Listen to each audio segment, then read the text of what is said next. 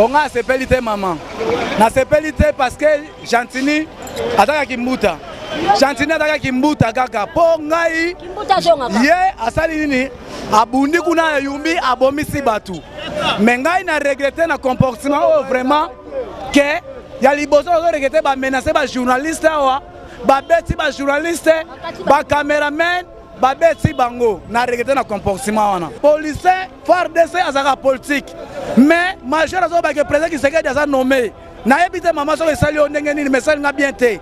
Tamba kenaki na Genève bazaki uni bango nyonso. Omoni sakone ba baluki ndenge bakosiye. Omoni tango kenaki na Genève orebo za leloko moko yo na kamera boke côté mosusu. Or ka ebite zalaki je oyo bango bazako sala. Bomoni résultat oyo bango moko bafuti biso parce que lelo baza awa majoritaire. Pourquoi? C'est parce qu'ils ont été votés par le peuple congolais, le Quinois. Si le Quinois n'avait pas voté, ces gens n'allaient pas être majoritaires. Tobande ko yebisa bango bien avant. Il faut boyer ba mutu oyo nini bozo voter. Batu ba bombi ba casquette na bango. Soit disant que non baza ba indépendant, baza batu ya bazui ba kombo ya ba social.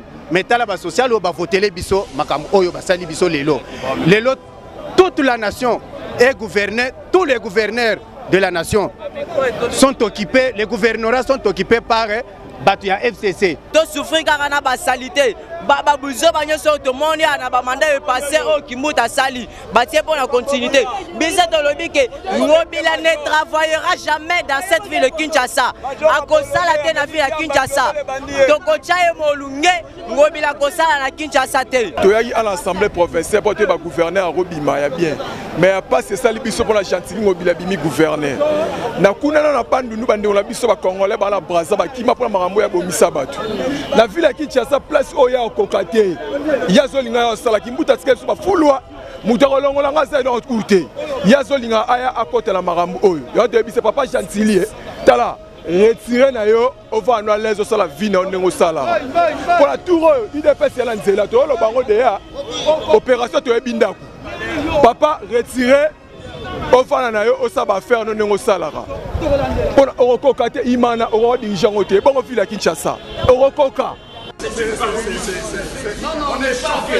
On n'est pas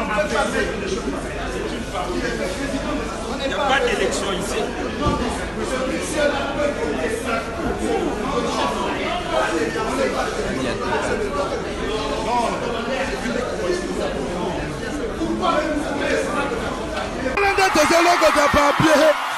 Congo, Glody Diasiga, la mignonne, la mignonne, Tracy Mbelenga bro, Tracy Mbelenga bro, Kata. Congo,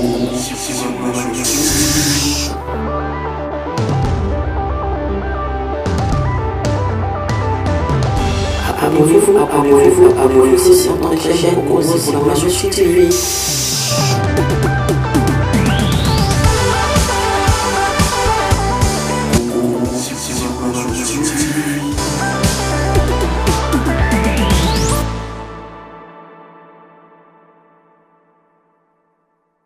Malaba papa, bon c'est souci na bino les soucis pour la poisson na bino. Ton confectionneur a produit cosmétique sur mesure. Donc pour son pas na biso aza la solution na e. Au bangate. Donc maman utiliser ba produit, ya ba hydroquinone, ba javel, ba tube, ba sulfate. Au bangate, dernière chance ya pour son ayo eza na grâce beauté. Tout ça là ba produit naturel à base de fruits pour réparer ba poso. Ba papa bobo sanate pour mandefu to réparer kapé ba bouton ya mandefu ba mama toza wana pour arranger poso pour ko pesa uniformité kolongola banduta kolongola ba tâche donc boya bozala bienvenue na grâce beauté ce boyi mo contacter biso facile donc pour la Facebook na biso grâce beauté cosmétique Paris sinon vous contactez ngai na WhatsApp 0033 6 10 39 13 08 au diagnostic pour non, on est choqué. On n'est pas il n'y a pas d'élection ici.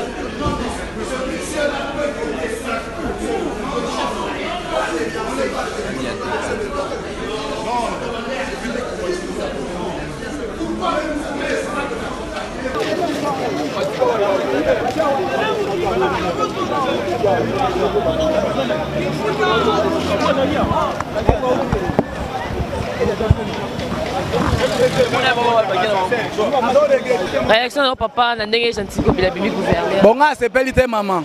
Na sepeli te parce que Gentini ataka kimbuta. Gentini ataka kimbuta kaka. Po ngai ye asali nini abundi kuna yumbi abomisi batu. Mais ngai na regretter na comportement vraiment que ya liboso regretter ba menacer ba journaliste wa, ba beti ba journaliste, ba cameraman babeti bango na regretter na comportement wana.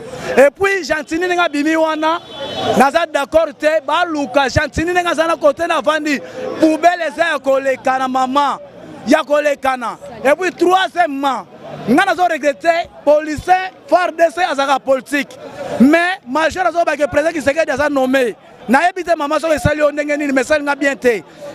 Pour Cour suprême dans kata des gens ye aza chef ya sécurité ya Gombe ba benga ye na soki jise ezali ba benga ye po ba déboulonner makambo oyo président lobaki do ba longola makambo pamba oyo ngai na sa mutu alamuka menga na sepena président Tshisekedi po ata kinoa ba président so balinga na mboko oyo ba village ba mboka te yango na lobi ke président Tshisekedi abotami na limité akola limité ngana mwana lamuka oyo abotami esili.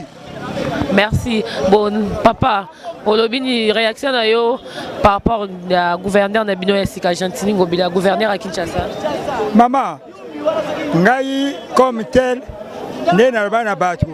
Oh, nous sommes faute le kamnenge zalaki. Tamba kenek na Genève, bazaki uni bangonioso.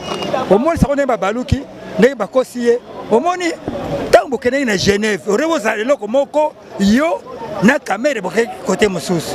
Or, il y a des gens qui ont été sala.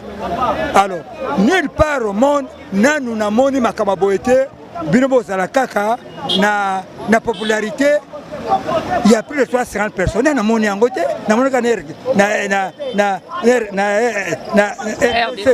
mais ils ont sala ngai mawa mingi ndeza osala mboko mboka moto okena boy lelo moni lokola ye alinga kite akenaki pa imsus yangwan nako regretter memba député de PES taba député de PES tande ba kokweya donc mboka kozaka diriger la FCC biso tozal biso pona biso oya koya abongisa mboka makambo sila batu bagane malamu oyebi ngana za kinwa tazai ba miketo ye manzembo kokombele muyibi asoso yango yo tokomona moni yo ebaki biete kokana yote.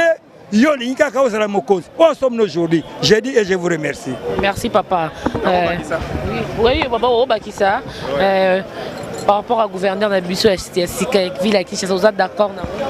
Maman n'a pas d'accord, mais c'est une réalité. Parce que c'est la démocratie. Mais Tolobibo, même si c'est la démocratie. Na FCC, c'est-à-dire Batu Bazangi. Donc, Bango Bazo soutenir Kakaba assassin. Ngobila Azana dossier Yayumbi. Abomisi plus de 800 000 personnes na Yumbi. Dossier wana récemment batu ya droit de l'homme. Bauti kolobakeno mutu oyo aza le premier cité na makambo oyo ezanko bila. Alors na Monisco bauti koloba mercredi passé na émission na bango ya hebdomadaire. Maman toko regretter. Ngobila abima te. C'est la loi de la démocratie. C'est la force de la démocratie. Mais Tolobi, est-ce que Ngobila Ndenga Zawana a sincère à diriger vraiment les Congolais, à diriger les Kinois? Parce qu'il n'est pas aimé partout. À Kinshasa, ici, c'est un criminel, un assassin. Alors, Oyonga Nalingina rappelé le peuple congolais. Bon, moni résultat, Oyo, Bangomoko Bafuti Biso. Parce que les lots baza awa majoritaire, pourquoi? C'est parce qu'ils ont été votés par le peuple congolais. Le Kinois. Si le Kinois n'avait pas voté, ces gens n'allaient pas être majoritaires. Tobanda koyebisa bango bien avant. Il faut boyer bamutu oyoni ni bozo voter. Batu babombi ba casquette na bango. Soit disant que non baza ba indépendant, baza batuya. Bazui ba kombo ya ba social. Mais tala ba social o ba voter les biso makambo oyo basali biso lelo. Lelo toute la nation est gouvernée, tous les gouverneurs de la nation sont occupés, les gouvernorats sont occupés par Batuya FCC. En tout cas, maman, Tozana Esengote. toyebi ke bango bakozala, mais peuple congolais sera derrière le président élu Félix Tshisekedi. Je dis et je vous remercie. Merci papa. Papa, réaction par rapport à résultat. Résultat, c'est vraiment choquant. Comme réaction, choquant, il y a autant de que non Ngobila Mtabimi soi-disant gouverneur à diriger à Kinois. Donc, nous acceptons et nous tolérons. Ceux qui ont un bon gestionnaire, à outre nama indo mekuna place au gouverneur. Donc, soit je sois bien, angé ko senga sous mandat pour atika la kuna. Donc, il y a une ça pour que la biso c'est gabiso. Et puis FCC, boté parce que vous récompenser pour Bomakuna. Ngobila c'est un génocidaire. Na Daring Ngobila c'est un aventurier. À quoi que gérer qui mouké le roi Daring. C'est un escroc. Ngobila za mutu a soloté biso ba Kinois te repose sa confiance.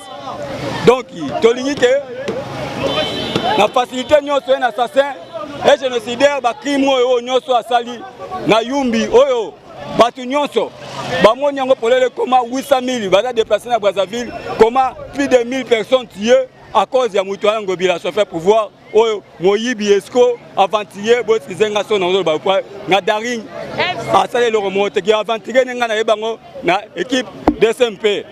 Donc il y a za mutu a soloté un génocidaire ngai Kinois pe en général ba Kinois se tolérer te accepter te mulura Ngobila a diriger sur Kinshasa. Donc votre décision est déjà confirmée. Est-ce qu'on peut bino ba Kinois bolobini beaucoup marché to bon ça? Ah oui. Biso na restaurant il y a droits humains. Na restaurant il y a bateau, ba martyr, ba coupe na Yumbi. Donc ça la pétition. Donc même agnon sur cour constitutionnel il faut invalider. Donc souci na biso zana faut pas invalider. Donc azana droit à diriger sur la Kinois. Donc il serait invalidé. Donc ça muto biso to tolérer. Merci pour la réaction d'ailleurs. Nous sommes en direct, il y a Elenga Congo TV, le Loto en direct, il y a Assemblée provinciale de Kinshasa. Tous la réaction est Kinois par rapport, il y a gouverneur Argentine. Ouais. Donc en direct, il y a Assemblée nationale, il y a APK. Oui. Papa, colonel on dit fait ça nommé Yeyo. A Kangi national à IDPS, il y a passé dans le saut. A ce ça y est, tu n'as pas ma poignée. Félix Alexandre Miloma a été nommé. Au chat triple A. A ce ça nommé Yeyo. Nana Biboye. Nana le Biboye. Kotia Jatini Ngobila na ville de Kinshasa. Eza continuité ya salubrité. Neso to mona ya Kimbuta. Tango batie wana c'est-à-dire que balingi kaka biso to souffrir kaka na ba salité. Baba buzo banyoso to moni ana ba mandat e passer au Kimbuta sali. Batie pour la continuité. Biso to lobi que Ngobila ne travaillera jamais dans cette ville de Kinshasa. A kosala te na ville de Kinshasa. To kocha e molunge Ngobila kosala na Kinshasa te. On des décisions aujourd'hui. Ngobila biso to s'en charger na e to ko sala e molunge to ko tia molunge na ville ya Kinshasa a ko travailler te. Donc si déjà décision pour abomisi batukuna na est asili sangote akati pena batu maboko ba police akati bango mitu mais asili sangote dossier wana yango to bike azongeli biso lisusu awa kwa bando tia biso molunge tango to zolinga to sala ba marche abando bo maliso biso to boyi Ngobila to lebi Ngobila te po to ko conseil ko sala ba marche. Merci papa pour la réaction. Vraiment, juste de le bapiner te déplorer parce que na major wana, faut qu'on ait major, pour major wana liboso le bike non. O te président Félix n'est pas nommé que nommé. Ah ouais, le bembe biso, le bengo nyonso ah ouais. La ministre des biso tout aux aptes, regretter pour na gouverneur. Ouais, nommé qui est to bani. Biso to poste ne ba loba ne to kanga kangaye. Ah bah le tundo ba monda nommé qui président biso Félix Tshisekedi. Ya clarté, ba tumo ba ya bunge bela wa. Nyonso lobi nyonso. Ezani il faut biso tout la poste sous symbole na biso et puis malibo ke liboso. De 1. Ezani pour nini qui ça de ton Ngobila so tinde su ah na numba bomi batebele en tout cas pena mingo lo bezate biso to tondi ah to ko misala misala za to bule ko mboko ko échanger pour ni to ça to misala to vivre ba misala ba 50 000 francs yango ni biso bana te to regretter j'en suis Ngobila c'est un assassin na imana c'est lui on a sali kuna en tout cas pas mingo lo bezate en tout cas mamo pour les suivre voilà na macho pour kangena en tout cas merci vraiment par rapport à gouverneur Oaza Eli Jantini Ngobila. Bon, toyaki à l'Assemblée provinciale pour te gouverner à Robima ya bien. Mais pas c'est ça les biso pour la Chantilly ngobila bimi gouverner. Na kuna na pandu nous bande on la biso ba congolais ba la Brazza ba kima pour marambo ya bomisa batu. La ville à Kinshasa place oya okokate. Yazolinga ya sala kimbuta tsike so ba fulwa. Mutakolongola nga za dans côté. Yazolinga aya akote la marambo oyo. Yo de biso papa Chantilly tala retirer na yo on va nous aller sur la vie na ndenge sala. Pour la tour IDPS ya nzela to lo bango de ya opération to ebindaku. Papa retirer on va na yo osaba faire no ndenge sala. Pour okoka te imana oro dirigeant ote bon ville à Kinshasa. Okoka Chantilly IDPS ya nzela to ebisibilo de ya. La peuple d'abord. Chantilly ba mtolo ba to ebisio Retirez. Merci papa. Bonjour madame. Réaction d'ailleurs. Ok, nous, les peuples congolais, nous avons un regret total suite à ce qui vient de se dérouler tout à l'heure. Pourquoi? Parce qu'on pensait peut-être que les députés que nous avons élus gratuitement devraient nous aider à élire quelqu'un qui était au choix de la population. Je suis un président cellulaire de l'UDPS. Ce n'est pas que j'étais toujours pour quelqu'un de l'UDPS, mais je cherchais quelqu'un qui devait apporter un changement. Si peut-être était que les députés ont élu quelqu'un qui n'a jamais travaillé, qui n'a jamais trahi la population, on devrait applaudir. Mais quelqu'un qui a un dossier tout noir, qui a tué ses propres frères à Yumbi. D'autres Congolais, nos frères Congolais ont fouillé aujourd'hui à Brazza. Grâce à ces messieurs-là, vous pensez que nous avons la joie que ces mêmes meurtriers-là viennent encore nous diriger à Kinshasa? On en a marre. Nous interpellons la conscience de Chantilly Ngubila, qu'il est un grand temps qui puisse démissionner. S'il ne démissionne pas, nous lançons un appel à son Excellence, Monsieur le Président de la République, à la personne de Félix Antoine Tshisekedi. Il a tout bien dit qu'il va déboulonner le système dictatorial. Le premier dictateur, c'est le meurtrier Chantilly Ngubila, qui doit lutter pour enlever. Pourquoi? Parce que si vous remarquez, toute la ville de Kinshasa, pas seulement la ville de Kinshasa, toute la République démocratique du Congo, tous nous regrettons le choix apporté sur la personne de Chantilly Ngubila. Raison pour laquelle nous demandons à son Excellence, Monsieur le Président de la République, comme le dit l'article 69 de la Constitution, il est à mesure de disqualifier les gouverneurs. Donc il peut lui révoquer. Pourquoi? Parce que les députés nous ont trahis, nous avons élus gratuitement, mais à leur tour, ils sont allés chercher leurs propres intérêts, donc ils sont allés voter pour leurs propres poches. Donc ils sont corrompus. Ils sont corrompus, madame. Imaginez-vous d'abord Kimbuta nous a laissé ici une période très critique. Partout sur la ville de Kinshasa, quand vous marchez, vous allez trouver il y a des poubelles partout. Donc, même s'il y a un étranger qui venait ici, au contraire, il peut nous insulter. J'ai été une fois à Matadi. Matadi est très propre que la ville de Kinshasa. Chez nous, en Boujima, même. Quand vous êtes à Lubumbashi, la ville de Lubumbashi est très propre que la ville de Kinshasa.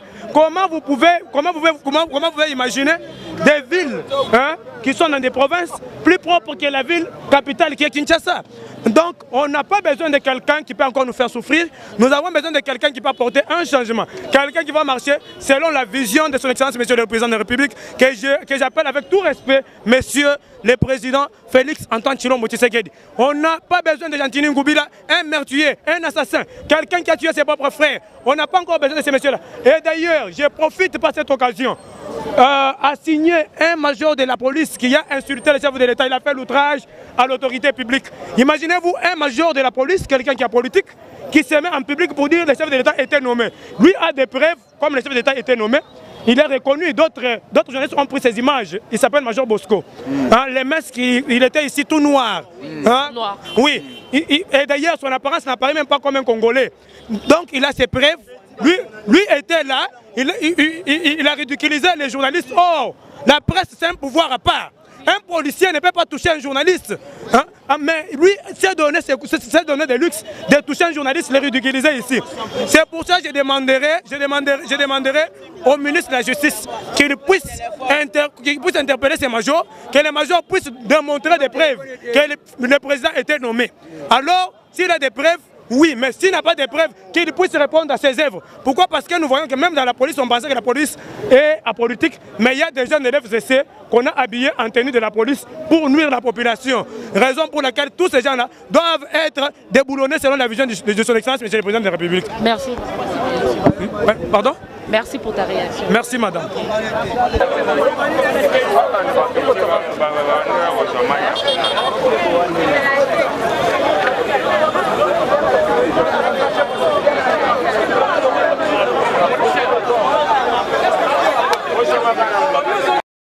Mazor, tu es un officier supérieur.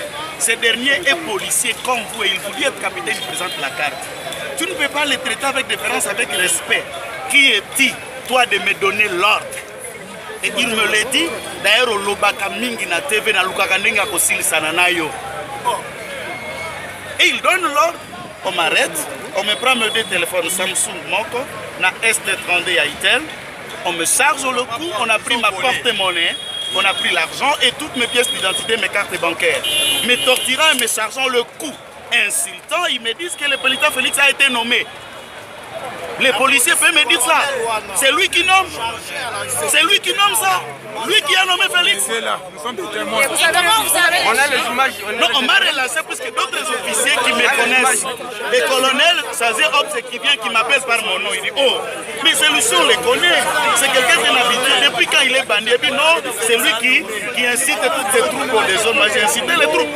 Je viens d'arriver, j'étais avec Maître Doli. Toza, toujours en direct, il y a Assemblée provinciale, il y a Kinshasa, avec sur 40 voix, nous avons 22 voix pour Gentilini Ngobila. Donc ce qui est sûr, c'est celui qui est Yendeaza élu, gouverneur, il y a vu à Kinshasa. L'autre chose va réaction avec Kinois par rapport au résultat que Gentilini Ngobila aujourd'hui, élu gouverneur à Villa Kinshasa. Qu'est-ce que vous pensez? Maman, ouais, il faut le bali. Ndenge nazali awa naza desi na ba député provinciaux na biso ya Villa Kinshasa. Biso to fotaki bino bo pesa biso ba mbongo te. To moni bo soto bo sali biso na Villa Kinshasa. Bo songisa biso continuité. Kimbuta bis na Villa Kinshasa. Gentilini Ngobila auti na yumbi kuna abomisi bato. Gentilini Ngobila akoketa ko diriger Imanate. Gentilini Ngobila gardinage na yemo okuti ya ba mamba afutaka bango te. Bongo Villa Kinshasa c'est Ngobila ko diriger yango. Alors yango na to kosela article 64. Gentilini Ngobila mela no ba whisky zo mela ba champagne. Mais yebaka ke article 64 biso ba kino to kosalela yango oko travailler te oko zana kimia te. Peuple kinois ba boy Gentilini Ngobila a gouverner biso na Villa Kinshasa parce que aza incapable ya ko diriger Villa Kinshasa. Alors yango na holoba na esu ko dresser na président na nga ya parti Jean-Marc Kabundi atalisa biso sous bien expliquer biso lokwa ye asali likopana na bato FCC tina ya coalition election nini expliquer biso coalition oyo ye azota mona bato FCC elakisi nini parce que nga na bi coalition eza fo boza ensemble so boza 100 personnes so boza na 100 postes faut ka bola 50-50 mais oh biso to mona eza sous coalition te oh ezali tozo mona bali ba tuer chef de l'état alors biso tant que base toko tika chef de l'état te tozo la musa siko toko la muka po coalition wana to lingi yango te yango na lobby ekotika la bongo. Okay. Merci pour ta réaction. Bon, réaction par rapport au gouverneur à Villa Kinshasa, Gentilini. Bon, en tout cas, on est très mécontent de la publication de l'élection Oyo. Toyebi déjà que FCC a toujours une intention à m'abeiller. Toyebi en opé, barotika la rechanger te, batouana. Basi la soni et puis bana courage. Mais Gentilini Ngobila Kobimanae, biso nde toza boya en tant que peuple congolais, toko poursuivre vraiment qu'on a moko ya bato FCC. La raison pour laquelle Tomoni Félix Alobi na États-Unis qu'il faut déboulonner dictature ou tu koleka. Bango baso défier Félix un président de la République. Et puis tout monde il n'y a pas même du respect. Baso lo bakeno ba propos nino a outu ko tenir les États-Unis que non dictature. Donc mes dictatures ezalaki a bakangi batu na baner babomi batu. Pour la revendication normale il y a droit citoyen. Vous comprenez? Félix avait même dit alors que le lokola batouana baza mécontent na propos na tenaki na États-Unis c'est que baza na mauvaise intention. Lui-même chef de l'État se reconnaître que FCC baza na mauvaise intention. Alors Félix va jouer son rôle en tant que président de la République. Mais biso population toko poursuivre bato FCC un par un. ndenge bazwa ne faut bayeba ozo comprendre coalition ya cash na FCC to moni avantage nango te to pansani na bango. Donc par rapport à bon mbote papa. Mbote maman. Papa lelo tout ça on dirait qu'il y a Assemblée nationale, il y a ville à Kinshasa. Donc par rapport à la voix au Gentini Ngobila Bimi gouverneur à ville à Kinshasa. Yo c'est pas tant que Kinois. Vous êtes d'accord dans les résultats oui ou non? Oui, parce que nous sommes dans un pays démocratique. Le choix est libre. Donc, comme Gentini Ngobila Bimi, Aza Rwandais, Azali Ougandais, Ali Angolais, Ali Congolais. Donc, on lui donne la chance. Donc, on lui donne la chance. Président Tshisekedi, Aza Kimoutoua, IDPS, Mabimi président, Aza Rwandais, Aza Ougandais, Aza Congolais. Et Zambo Kanabi Soto peut ses chances. Asala, Gentini Ngobila, Azali Congolais, Asa Moussa Laye. Ce que ça m'a cassé malam, il y a qu'à changer Kinshasa, il y a qu'à rendre Kinshasa propre, que l'on a la poubelle nyonso. Papa André Kimbuta Tikaki, il y a ce que ça même idéologie, parce que la même parti, même idée, mais à mon côté. Bon, la voix du peuple, c'est la voix de Dieu. La voix du peuple, Ezali, va débuter au Fotaki. Bon, on est bazar, va voir la biso, Kuna, on va moni bien. Gentini Ngobila, va voter. Ngai na moni Kamabeta. Donc, biso va Congolais, tu peux quitter en tout moment, on s'est discuté pour rien. Biso tu ali peuple moko, tu ali Congolais, ceux qui nous donnent avantage. Tu respectes un point c'est tout. Et ça question ni à FCC, ni à IDPS, c'est pour le peuple congolais. Merci pour ton opinion, non papa. Ouais. Pour la Ligue des jeunes. Dans l'obéla par rapport d'abord c'est dans l'obéla par rapport à l'élection ya Ngobila biso makati ya cash toza d'accord te ya na élection ya Gentini Ngobila aza cité dans un dossier ya massacre na Yumbi Kinshasa eza Yumbi te tozo lancer message fort sur Yumbi eza Kinshasa te. Ngobila azala ba entreprise à gérer, azala ki la DSMP à gérer yango mabe. To sentir paix. Président de la République alors que l'homme aux États-Unis, je l'ai bien suivi. Il a dit je vais déboulonner le système dictatorial. Ces gens ici, on est bando kangabiso dans ça va marche. On est bando betabiso Ngobila na bando betabiso. On est bando kangisabiso. Qu'est-ce qu'il va faire lui Ngobila? Il faut une personne qui imprime les valeurs comme Moutuya Cash. Oyo a imprimer valeur. Nous, dans la ville de Kinshasa, on n'a pas voté FCC. La ville de Kinshasa, au monde, c'est la ville, une ville qui est dominante de l'opposition. Comment quelqu'un de FCC peut diriger? Et si nous sommes dans une coalition, la coalition c'est quoi? Au niveau de l'Assemblée provinciale, Peter Kazadi avait désisté en faveur de Godem Poi. Godem Poi est de FCC. Tu faut que Godem Poi a FCC. Ngobila Lissou sous FCC. Est-ce que ça l'a? Coalition, coalition et ça équilibre. Coalition c'est l'équilibre, ce sont des accords. Le partenaire c'est pas que Yozo Lingaosala. Pour ça va concession. Pour dire qu'il a biso ville à Kinshasa. Biso qu'il a bino boé. C'est ça en fait. Ce qui boé, Ngai a lancé un message à président de la République. Le président nous avait reçu à la cité de l'Union africaine. Lorsque tu constates ça, qui tu as ici dans boulevard à Bengarabiso. Tu as lancé les messages. Partenaire a de mauvaise foi, a mal intentionné.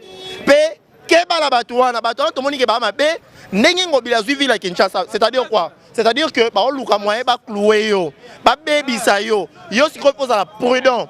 Pour le moment, avec Chadari, d'ailleurs on dit en droit ils ont consulté Ramazani à 7 ans il était ministre de l'Intérieur à Kanga l'Assemblée provinciale. Tu as constaté que les députés de la Bisso va voir, tu féliciter Bango. Moi je parle avec Peter Kazadi, je parle avec Batoumona, tu soleil Bango Nyoso, tu CPLI. Mais tu as constaté que FCC est de mauvaise foi. Fallait payer sa biso ne fils que gouvernorat à ville à Kinshasa. Dans l'élection, Zoa Leki, dans l'élection, Nanya Leki, toujours FCC. Est-ce que veut dire que jusque-là, tu suis à mon corps, Kassai oriental. Est-ce que ville à Kinshasa, tu vas au côté? S'il vous plaît, président de la République, Yoke la biso Mawa, tu as dit que le jour après prestation serment, le peuple d'abord. Mais on a constaté que ces gens ici ne sont pas les... C'est eux qui nous arrêtent, Ngobila nous a arrêtés, j'ai des preuves. Ngobila est cité dans un dossier de Yumbi, Aza renseignant. Quelqu'un comme Aza cité, Aza déjà sanguinaire, comment Bogi Rotigae a dirigé Vilia, Kinshasa. Merci papa pour la réaction. D'accord, merci maman. Dans l'Assemblée provinciale à Kinshasa, réaction par rapport au gouverneur à Sikaville à Kinshasa, vous êtes d'accord oui ou non? Je ne suis pas d'accord. Eza Mawatro. Eza Mawatro Ponaneni. Ezo Lakseke. Banto tozo qui ne compona ba député en ensemble na ya FCC na cash banto na bazolanda tala souffrance à peuple congolais. Comment se fait-il Ngobila aza parmi ba assassins? Munto ya sali crime na katikati ya mboko. Munto a bengani banto a bumi banto na katikati ya Congo mais bazo soutenir rien. Et puis ndenge ndego na oti koloba. Si nous parlons de la coalition, Eza Lokolanga Nazana 65%, Yope Ozana 45%. Tous sali ensemble et sali 100%. Na 100% na tozo partager bénéfice au Ezo Bimawana, bénéfice des anani, Eza ba cotation à ba province. Par rapport que Lokola et si gâte biso tozo arta na province na député mokoté na assemblée provinciale, FCC okozwa. Mais si que biso tozo na député ta moko na assemblée provinciale, Eza la tag gouverneur, vice-gouverneur Azalea ya cash. Wanande partenariat ezala malam lokol eza boye ezo pese biso mawa et l'autre dozo lingtolo bisa Jean-Marc Aboun akenda consigné accord Jean-Marc Aboun président ainde tozo sko lobela yesiko ye nde bamona nani bakutani na mulianya nemi basalaki accord wana que tozo sala musala ensemble Jean-Marc Aboun pardon tala intérêt siko ya peuple congolais nazo ebiso tala intérêt ya peuple congolais dans 48 heures yo loba accord wana esili nde siko biso tozo loba avantage ya accord ezate soki ozo boya yo leka na télévision leka na base ola ki se biso avantage ya coalition ezanine par rapport parce que tout le monde sénat bango tout le monde nani parlement bango lelo e province bango yebisa biso soki yo boy dans 48 heures Jean président mon président dans 48 heures boy nani accord wana les canaux télévision la biso avantage soki avantage ezate yo pe okozala na katikati ya makambo oyo nde elo tozo senga yo tozo sengele monsieur merci pour na ba député na biso lokola bo voter batu muna 12 députés to remercier bino mais Nazo interprété son excellence président de la République. FCC a mon ami déjà que c'est votre hasard opposant à yo direct. Tango président ancien sénateur à vie Kabila Banai Koloba Luloba na monaki tango ntumoko na majorité oya Koloba ta i pona nini Kabila lobi boy pona nini Kabila sali boy ata soki Kabila lobi eloko mabe bango nyoso bakozala sim ndenge nini yo pe ozoloba c'est-à-dire qu'ils vous opposent à votre projet. Alors wana toboyi bengala batunyo swana sala musala ndenge sengeli ndenge ngana sengi merci. Merci papa pour la réaction nayo, merci. Nous sommes en direct toujours, il y a Hélène Congo. Je n'entends papa par rapport à ta réaction, ce qui s'est passé au vote du gouverneur de la ville de Kinshasa, par rapport au résultat, c'est Gentine Ngobila qui domine sur la ville de Kinshasa et il est élu gouverneur de la ville de Kinshasa. Quelle est votre réaction? Vous êtes d'accord avec ces résultats, oui ou non? Merci pour la parole. Les députés provinciaux de la honte ont choisi la médiocrité, ont choisi la continuité. Cela veut dire quoi? Nous allons continuer avec des arrêts Foulou, nous allons continuer avec des arrêts Zalambangu, nous allons continuer avec la ville dans le noir, nous allons continuer avec l'insécurité de Koulouna. Le peuple avait bel et bien besoin du changement. Le changement aujourd'hui passe par les cash. Nos députés, on n'a pas compris comment quelqu'un qui a mal dirigé la province de Mai-Ndombe, laissant des morts et des morts, des déplacés, des maisons brûlées, là où il y a seulement des ethnies, peut venir diriger une ville de Kinshasa avec plus de 400 ethnies qui cohabitent paisiblement. Ça, c'était la responsabilité de nos élus provinciaux. Je ne sais pas s'ils étaient envoûtés ou ils étaient corrompus, qu'on puisse encore continuer avec le système du FCC. Si ailleurs, ça peut se justifier, à Kinshasa, non. Et on apprend qu'il y a un accord de gestion entre FCC et CASH. Quel est cet accord où une seule partie peut prendre la part du lion et l'autre ne peut se contenter que du miettes? C'est comme ça que nous lançons un appel au chef de l'État pour lui dire: votre partenaire est de mauvaise foi. Ça, c'est une coalition de façade. Aujourd'hui, nous, la base, nous voulons savoir un peu le contenu de cet accord. Nous interpellons les autorités de l'IDPS de nous dire au moins en quoi consistait cet accord de gestion. Je vous remercie, à moins que vous ayez d'autres questions. Non, merci, c'était juste... On avait juste besoin de votre réaction. Merci Nabaïtou Balandaki Bisso, tout ça qui est en direct, qui est l'Enga Congo TV. Nous essayons en direct de l'Assemblée provinciale de Kinshasa. On a eu des réactions à Bakinois par rapport au gouverneur à Kinshasa. Il y a le gouverneur Oaza élu à Sika. Sur 40 députés, nous avons eu 26 voix à Gentini Ngobila. Donc c'est lui, c'est les gouverneurs de la ville Kinshasa où ils ont dominé. Nous avons un nouveau gouverneur, Gentini Ngobila Bakinois. Et puis le deuxième qui passe, c'était Laurent Batumona. Bon, on ne sait pas, on attend 48 heures, ça sur confirmation. Quant à moi, je vous dis à la prochaine, bye bye. Les amis, regardez bien cet endroit. C'est le salon LTC, le meilleur de Bandal. À Bandal, c'est Paris. Il est situé sur l'avenue Kassavoubou, juste à l'entrée du bloc commercial. Oui les amis, au salon LTC, la main qui façonne les têtes des gens est une main experte. On s'y fait coiffer à tous les styles, l'afro comme l'européen. Et oui, ce coiffeur talentueux qui officie au salon LTC, c'est Fernando Mbaya, la garantie du traitement de vos cheveux. En plus, Fernando Mbaya est un expert en coiffure mixte. Chez lui, c'est le grand art, la coiffure haut de gamme. Au salon LTC, la coiffure est élevée au niveau supérieur. Aujourd'hui, le salon LTC reste la seule référence de la coiffure à Kinshasa. Et oui les gars, à l'unanimité, reconnaissons qu'il est le meilleur.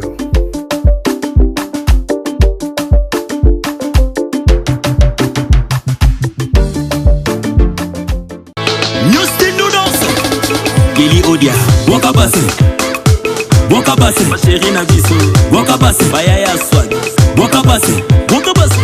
Hello, ouais, ça y est la grande famille, c'est bien moi que j'aime la fête de Legacy. Nous sommes abonnés sur la colonisation. Nous avons la amis pour la colonisation.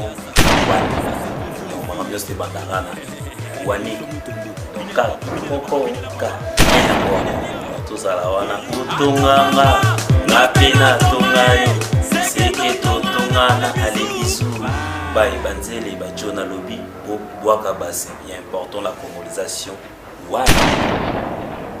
Boka Basse, Boka Basse, Boka Basse, Lido VIP, Boka Basse, Vanessa, Maloba, Pesaka Fechao, Fechao, Ningisa Fechao, Fechao, Ale Simbaka Fechao, Fechao, vamos dançar na traje,